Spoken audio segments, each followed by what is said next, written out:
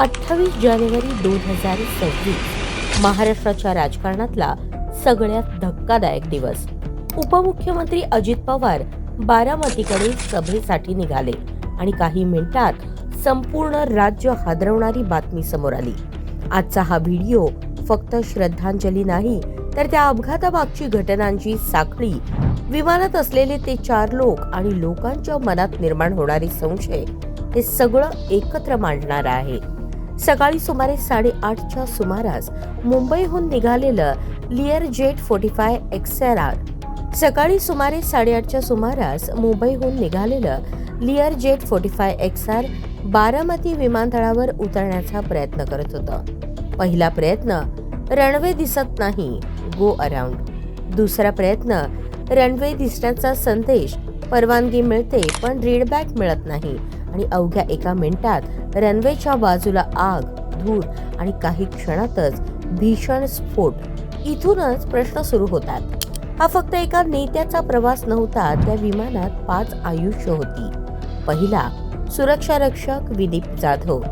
2009 पासून पोलीस सेवेत, शिस्त, सतर्कता आणि सावलीसारखी साथ अशी ओळख असलेला अधिकारी कर्तव्यावर असताना प्राण गमावले. दुसरा, कॅप्टन सुमित कपूर. 16,000 तासांचा उड्डाण अनुभव, पण माध्यमात गोंधळ. नेमका कमांड पायलट कोण, सुमित कपूर की साहिल मदान? अधिकृत स्पष्टता आजही नाही. तिसरी सहपायलट शांभवी पाठक, वय फक्त 25, न्यूझीलंड, मुंबई विद्यापीठ, A320 ट्रेनिंग. भविष्य उज्ज्वल, पण शेवटच्या क्षणी ओ शिट असा आवाज रेकॉर्ड झाल्याची चर्चा. अधिकृत पुष्टी नाही, पण प्रश्न गंभीर आहे.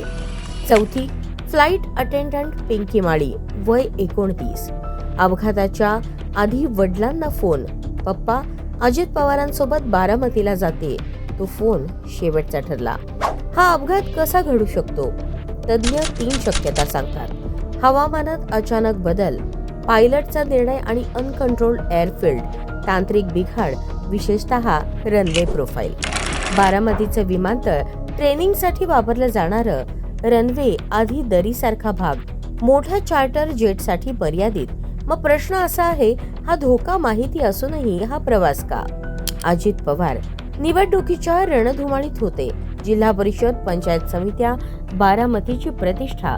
त्यांच्या जाण्याने राष्ट्रवादी काँग्रेसमध्ये नेतृत्वाची पोकळी, बारामतीत भावनिक लाट आणि राज्यात सत्ता संतुलनावर परिणाम.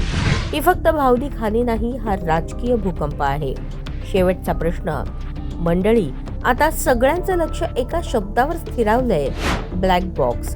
कारण या अपघातात सत्य सांगणारा एकमेव साक्षीदार आता फक्त तोच उरला आहे.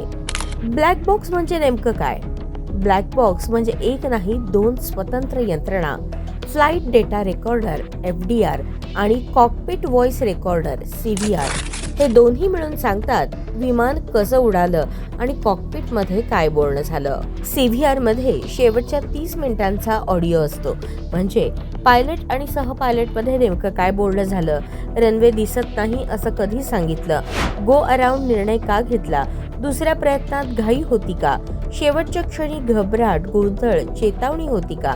माध्यमात ओ शिट असा आवाज असल्याची चर्चा आहे, पण मंडळी, तो आवाज खरा आहे की नाही हे फक्त CVR सांगू शकतो. हा अपघात होता की चुकांची साखळी की दुर्लक्ष? उत्तर येईपर्यंत प्रश्न थांबणार नाही. मंडळी, इतिहासात काही घटना अपघात म्हणून नोंदवल्या जातात, पण जनतेच्या मनात त्या कायम संशय म्हणून जिवंत राहतात. तुम्हाला काय वाटतं? खाली कमेंटमध्ये तुमचं मत नक्की लिहा. बोला मंडळी, कारण प्रश्न विचारणं थांबलं तर उत्तर कधीच मिळत नाही.